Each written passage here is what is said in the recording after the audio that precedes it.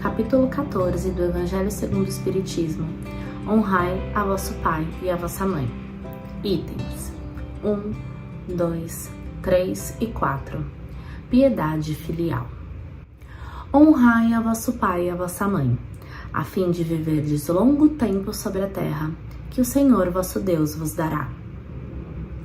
Decálogo, Êxodo, capítulo 20, versículo 12.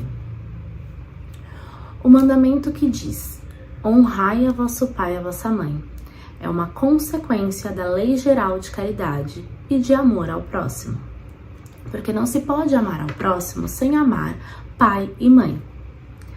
Já a palavra honrai pode significar um dever a mais a seu respeito, o da piedade filial. Com isso, Deus quis mostrar que ao amor é preciso acrescentar o respeito, as atenções, a submissão e a condescendência, o que implica a obrigação de cumprir para com eles, de um modo muito mais rigoroso, tudo o que a caridade manda ao próximo. Esse dever se estende naturalmente às pessoas que estão no lugar de pai e de mãe. Honrai a seu pai e a sua mãe não é somente respeitá-los, mas também assisti-los na necessidade, proporcionar-lhes o repouso na velhice, cercá-los de solicitude, assim como fizeram por nós na sua infância. É sobretudo para com os pais sem recurso que se mostra a verdadeira piedade filial. Mas dar-lhes somente o necessário para não morrerem de fome, acreditando fazer um grande esforço, de má vontade, não se privando de nada, não é cumprir com esse mandamento, pois não é somente o estritamente necessário que os filhos devem dar aos pais, mas também tanto quanto possam.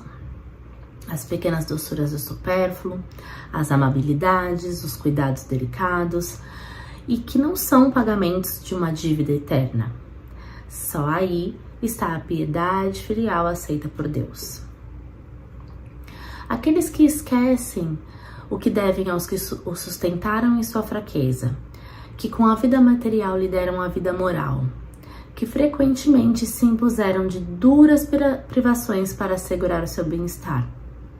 E aqueles que agem como ingratos serão punidos pela ingratidão e pelo abandono. Serão atingidos em suas mais caras afeições, algumas vezes desde esta vida presente, mas certamente numa outra existência, em que suportarão tudo que terão feito os outros suportarem. Podemos dizer também que certos pais menosprezam seus deveres e não são para com os filhos o que deveriam ser, mas não cabe aos filhos censurá-lo, cabe a Deus puni-los e não aos seus filhos.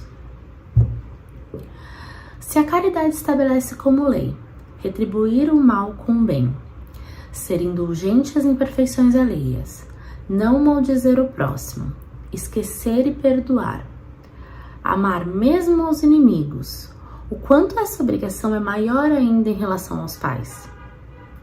Os filhos devem tomar por regra de conduta para com os pais todos os preceitos de Deus em relação ao próximo. Então, pode-se dizer que a lei natural impõe aos filhos a obrigação de trabalhar para os seus pais, assim como os pais devem trabalhar para os seus filhos. E é por isso que o amor filial e o amor parental feito por Deus é considerado um sentimento natural, uma vez que através dessa afeição recíproca, os membros de uma mesma família são levados a se entreajudarem mutualmente, o que pode ser muitas vezes desconhecido na nossa sociedade atual.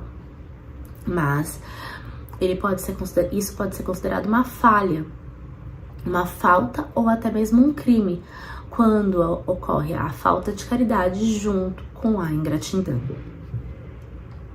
Deus disse: honrai a vosso pai e a vossa mãe, a fim de viverdes longo tempo sobre a terra, que o Senhor vosso Deus vos dará.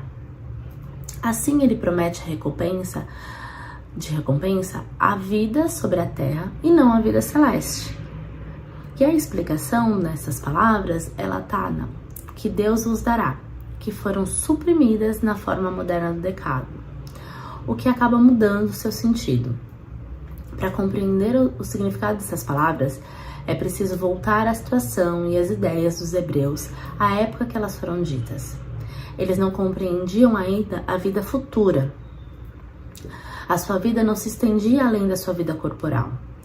Deviam então ser mais tocados pelo que viam e não pelo que não viam. Por isso, Deus fala numa linguagem à sua altura e lhes dá em perspectiva o que pode satisfazê-los.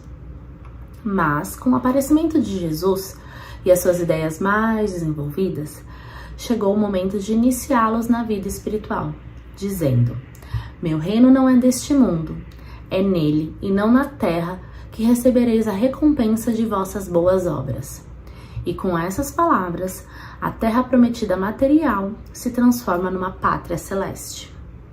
Assim, quando vos chamo à observação do mandamento, honrai a vosso pai e a vossa mãe, não está mais falando da terra que ele está prometendo, mas sim o céu. Alguns trechos para essa explicação foram retirados do Livro dos Espíritos, terceira parte, As Leis Morais, capítulo 3, parte 2, Lei do Trabalho, item 1, Necessidade do Trabalho.